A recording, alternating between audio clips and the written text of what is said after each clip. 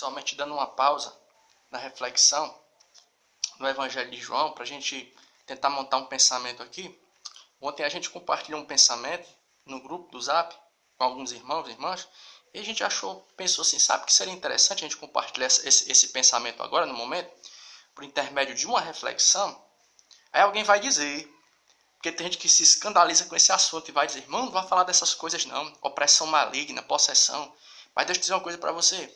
Quando você tem um conhecimento bíblico a respeito de determinado assunto, por exemplo, se o problema é espiritual, quando você tem acesso ao conhecimento bíblico, você já tem até uma noção básica, tipo você está dando um auxílio para alguém, uma assistência espiritual, né?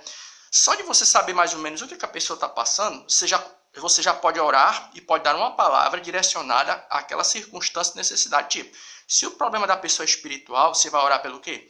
Por uma libertação. Mas se o problema é físico, o que é que você vai aconselhar? Ou você vai orar pela cura, ou então vai aconselhar a pessoa que procure ajuda o quê? Ajuda profissional. Se o problema é espiritual, você resolve o quê? Com oração e acompanhamento. Mas se o problema é físico, ou você ora por uma cura, ou então você encaminha a pessoa para uma ajuda profissional, se é que você me entende. Você vai me entender agora.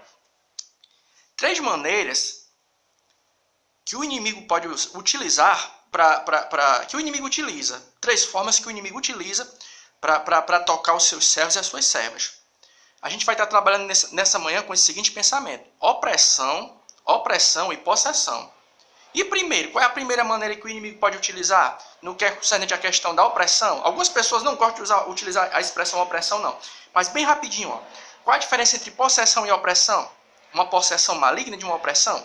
Possessão é quando o inimigo entra na vida da pessoa. E você sabe o que acontece. A pessoa muda de voz, alguns têm um aumento de força física, né? A pessoa está possuída. E a opressão? Quando é que a opressão acontece? É quando você está de bem com Deus, mas o inimigo ele fica te afrontando. Mas ele não te possui, mas ele te oprime. Então, qual é a primeira maneira que a gente pode... O primeiro texto bíblico que a gente vai utilizar? Mostrando como o inimigo trabalha. Primeiro, o inimigo trabalha fazendo o quê?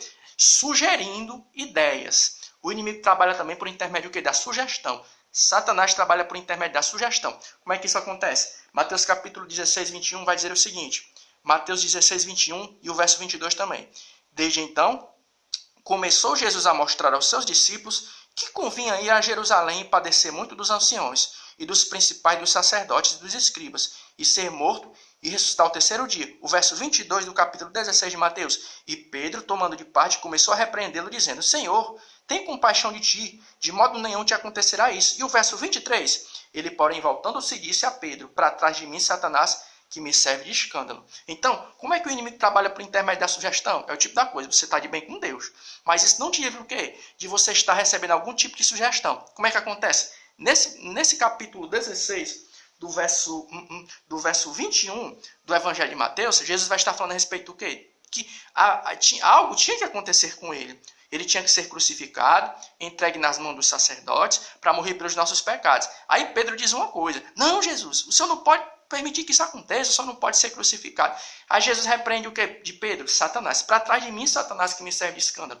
O que Jesus estava repreendendo ali? Não era Pedro, mas era a ideia que Pedro tinha recebido de Satanás. O que Satanás tinha colocado no ouvido de Pedro? Olha, Jesus não pode morrer pelos pecados da humanidade, não pode ser crucificado. Aí Pedro diz assim, quando Jesus disse que tinha que ser crucificado, tinha que se cumprir aquilo que estava na Escritura. Pedro diz assim, não, Senhor, isso não pode acontecer. Aí Jesus repreende o quê? A ideia que Pedro tinha recebido. Ou seja, Satanás tinha sugerido algo no ouvido de Pedro. Era como se ele dissesse assim, ó, ele não pode morrer pelos pecados da humanidade. Aí Pedro faz o quê? Ele repassa aquela ideia, ele fala. E Jesus faz o quê? Repreende. Pegou o pensamento? O diabo ele também pode trabalhar o quê? Sugerindo ideias. É mais ou menos assim, você está aqui. Aí ele vem e lança um pensamento na tua cabeça, uma ideia, e você pensa que é de você e não é. É uma sugestão. E no caso de Pedro aqui foi o quê? Foi uma sugestão antibíblica. É por isso que Paulo, na sua primeira carta de Paulo a Timóteo, capítulo 4, verso 1, ele vai dizer o quê? Que nos últimos dias, alguns apostatarão da fé dando o quê? Dando ouvido à doutrina de demônio. Pegou bem o pensamento aí? O diabo ele pode sugerir. Da mesma maneira que ele sugeriu uma ideia na cabeça de Pedro, ele pode sugerir uma na minha e na tua ideia. Ou seja, pensamentos que são antibíblicos. Ou seja, quando a gente fala de heresia, distorção bíblica e doutrinária, a gente pensa que isso é uma coisa que vem somente da cabeça do ser humano. Não porque fulano não entendeu bem a Bíblia, aí distorceu aquilo que leu. Não. Isso aí é o quê? Isso aí é de origem satânica. Foi o que aconteceu com Pedro no capítulo 16, do verso 21 em diante do Evangelho de Mateus. O diabo tinha sugerido algo na mente de Pedro. E Jesus fez o quê? Jesus repreendeu aquela ideia. A segunda maneira que a gente pode ver com que o Satanás ele trabalha na vida de alguém, assim trabalhar, né? Paulo, capítulo 12 da sua segunda carta de Paulo aos Coríntios, Paulo vai falar a respeito do quê?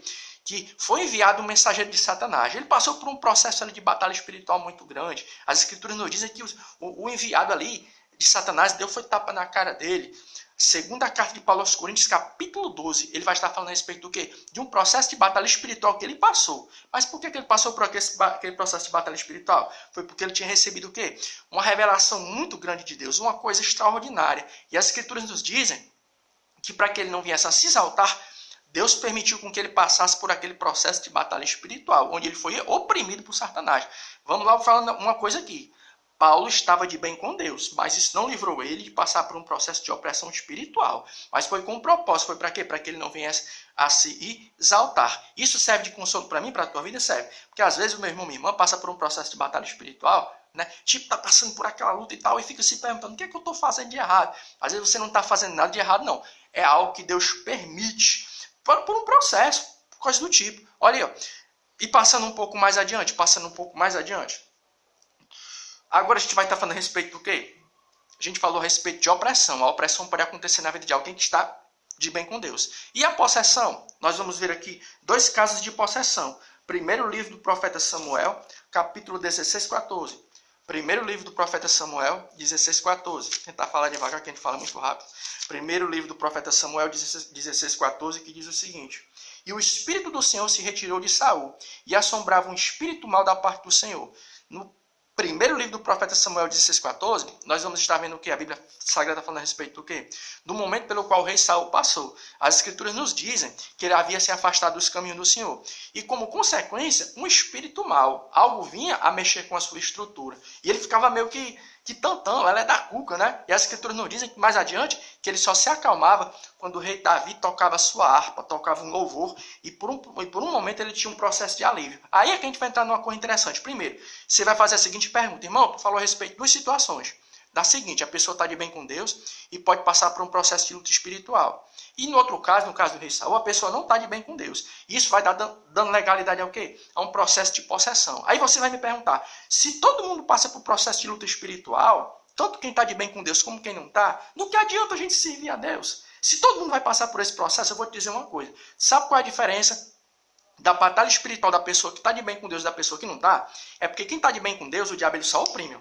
Ele bate, sugestiona, te oprime. Você sente aquele peso espiritual. Isso aí pode acontecer na vida de quem está bem com Deus. Mas no caso de quem não está, o inimigo ele vai entrar, ó, na estrutura da pessoa. Aí vão acontecer o quê? Aqueles episódios de possessão.